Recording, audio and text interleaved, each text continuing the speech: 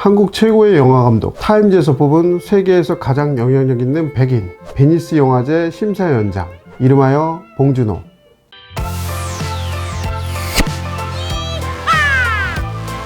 (2020년 2월 25일) 바로 한국영화 기생충이 미국 아카데미 시상식에서 대상격인 최우수 작품상과 감독상, 각본상, 국제장편영화상을 수상.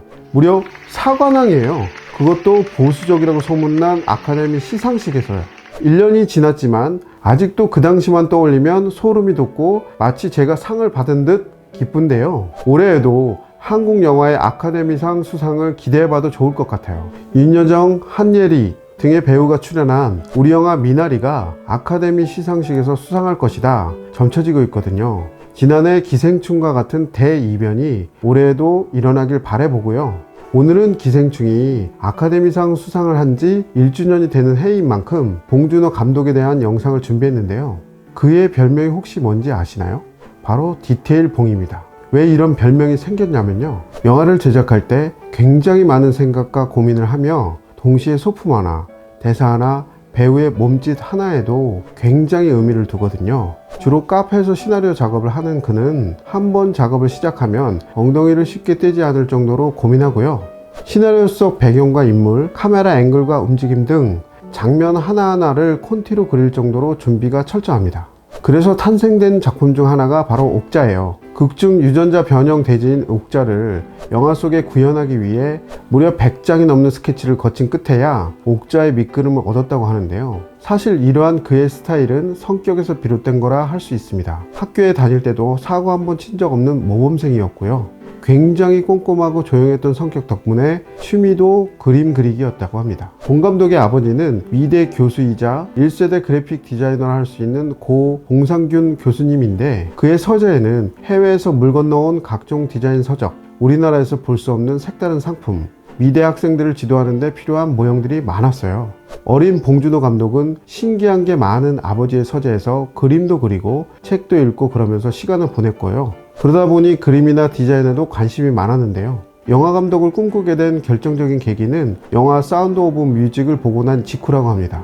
봉 감독은 당시를 회상하며 관객을 숨죽이게 하는 서스펜스를 경험했다, 이렇게 말하기도 했는데요. 고등학생이 된 이후에는 외국 영화 잡지들을 모두 해석해 읽었고요. 고전 영화는 물론 세계에서 가장 유행하는 영화를 모두 꿰고 있을 정도로 영화광의 면모를 보이게 됩니다. 보통 공부 잘하는 아들이 영화 감독이 되겠다고 하면 대부분의 부모님께서는 반대하는 경우가 많잖아요. 하지만 봉 감독의 부모님은 반대하지 않고 오히려 해보고 싶은 것 다 해보라며 격려를 해주었다고 합니다. 봉준호 감독은 1990년대 단편 영화를 주로 찍다가 2000년 플란다스의 개라는 작품으로 장편영화 감독으로 데뷔합니다. 이 영화의 배경이 되는 아파트는 봉준호 자신이 신혼 초 3년 동안 살던 곳으로 그의 와이프 초너 시절 모습을 배두나라는 배우의 투영해 만든 작품인데요. 당시 잡지 모델 등으로 활동했던 배두나는 배우로서의 큰 꿈이 없었어요. 봉준호 감독 덕분에 연기에 재미를 붙이고 영화배우로 활동할 수 있었다고 합니다. 참고로 이번에도 I am here라고 영화를 새로 개봉했는데요. 평이 괜찮던데 한번 보심이.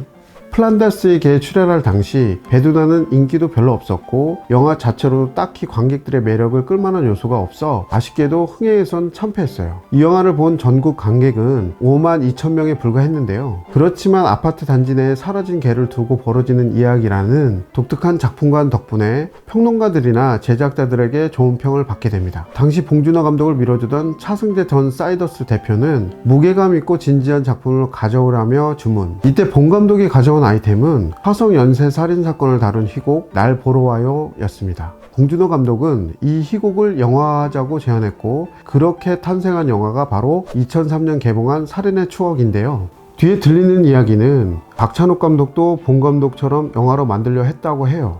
그래서 원작자에게 판권을 사러 갔다가 이미 봉준호 감독이 사갔어, 이런 말을 듣게 되는 바람에 포기했다고 하는데요. 만약 박찬욱 감독이 살인의 추억을 찍었다면 영화는 어떻게 됐을까요? 궁금하네요.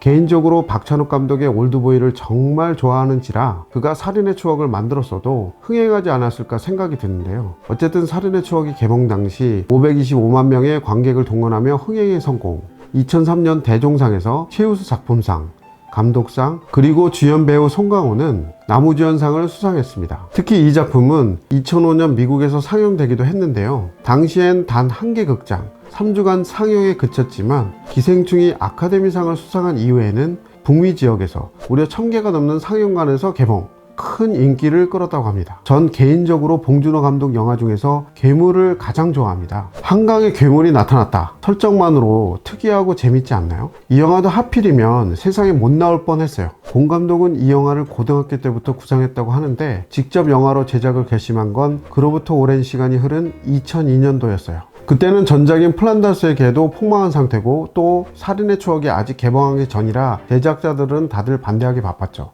하지만 그가 의견을 굽히지 않고 설득하다 보니 제작자는 봉준호 감독 말처럼 한강에서 뭔가 튀어나올 수도 있겠구나 라고 생각을 하게 되었다고 합니다. 그렇게 세상에 나오지 못할 뻔하다 겨우 나오게 된 영화가 바로 괴물인 거죠. 여러분들도 이 영화를 많이들 보셨을 텐데요. 이 영화의 매력은 중간중간 블랙 코미디 요소가 녹아있다는 겁니다. 만약 괴물이라는 영화가 할리우드에서 제작되었다면 어땠을까요? 남자 주인공 송강호는 톰 크루즈로 변신해 괴물과 당당히 맞서 싸울 테고 멋지게 딸을 구해내는 시대의 영웅으로 그려졌겠죠. 그렇지만 괴물 속의 인물은 뭔가 다들 허당기가 있어요. 합동 분향소에서 가족들이 뒹굴며 울부짖는 장면이 대표적인데요. 다 같이 울다가 치고받고 싸우고 옆에서 말리고 넘어지고 아주 난리가 납니다. 슬퍼해야 할 장면인데 되려 웃겨요. 제가 제일 좋아하는 장면은 송강호가 한강의 괴물을 닮은 골뱅이 통조림을 먹는 장면인데요. 얼마나 맛있게 먹는지 실제로 괴물이 개봉한 이후 골뱅이 통조림 판매량이 그전보다 훨씬 늘어났다고 합니다. 한강에 괴물이 나타난다는 독특한 소재, 그리고 재미와 감동을 두루 갖춘 괴물은 1000만 관객을 돌파하며 흥행에 성공합니다. 그리고 작품성까지 인정받아 해외 영화제에서도 좋은 반응을 얻었는데요. 벨기에 브뤼셀 판타스틱 영화제, 포르투갈 오포르토 국제영화제, 스페인 시체스 영화제에서도 수상하게 돼요. 이 정도면 뭐 다 휩쓸었다고 보면 되겠네. 작품을 연달아 흥행시킨 봉준호 감독은 헐리우드 배우도 함께 일하고 싶어하는 영화 감독으로 우뚝 서게 되죠. 특히 제이크 질렌하는 친분이 있던 봉 감독에게 옥자 얘기를 듣고 무조건 출연시켜달라며 부탁한 덕분에 출연했다고 하는데요.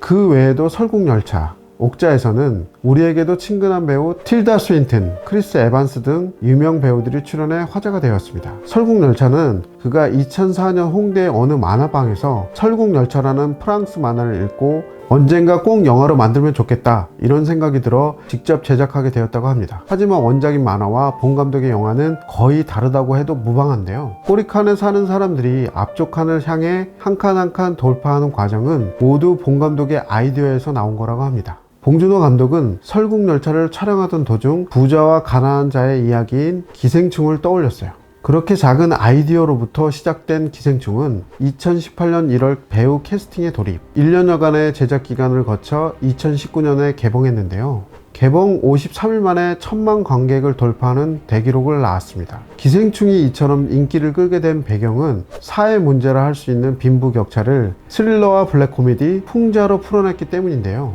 빈부의 격차를 더 리얼하게 표현하기 위해 대저택에 사는 박사장 가족 집에서의 나오는 소리는 전체적으로 고요하고 울림을 크게 설정했다고 합니다. 반면 기택 가족의 집은 좁은 집을 표현하기 위해 울림은 없고 시끄럽게 녹음했다고 하는데요. 자칫 그냥 지나칠 수 있는 부분에도 디테일을 주어서인지 더 크게 와닿던 것 같습니다. 역시 디테일, 봉. 기생충 하면 영화 속 대사들도 빼놓을 수 없는데요. 일상에서 따라하기도 하고 유행어가 될 만큼 큰 이슈를 끌었어요. 일례로 극중 기택역을 맡은 송강호가 한 말이죠. 너 절대 실패하지 않는 계획이 뭔지 아니? 무계획이야 무계획. 정말 뼈를 때리는 대사가 아닐 수 없는데요. 독도는 우리 땅을 개사한 제시카송은 해외에서도 따라할 만큼 큰 이슈가 되었습니다. 그렇지만 정작 이 영화를 만든 봉 감독은 기생충이 이토록 흥행하고 좋은 평가를 얻을 줄은 꿈에도 몰랐다고 합니다. 1000만 관객을 돌파했을 때도 예상치 못한 성적이라 무척 놀라워했다고 하는데요.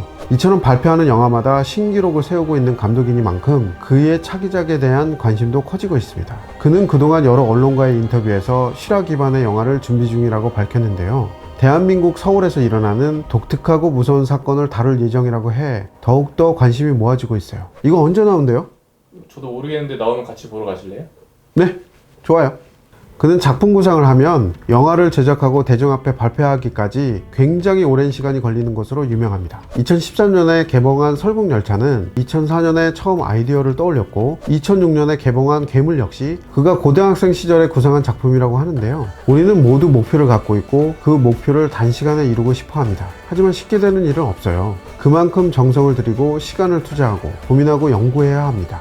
꾸준히 구상하고 실천해라. 몸을 움직여야 아이디어를 발견한다. 그가 남긴 말을 꼭 기억해 주시고요. 개인적으로 다음 영화에서도 기생충을 더욱 뛰어넘는 좋은 결과를 보여주었으면 좋겠습니다. 더불어 한국 영화가 전 세계에 더 널리 방방곡곡에 알려졌으면 하는 바람입니다. 봉준호 감독 화이팅! 한국 영화 화이팅! 올맨이 들려주는 셀럽 이야기는 여기까지입니다. 마지막으로 봉준호 감독이 남긴 메시지를 들으며 영상을 마치도록 하겠습니다.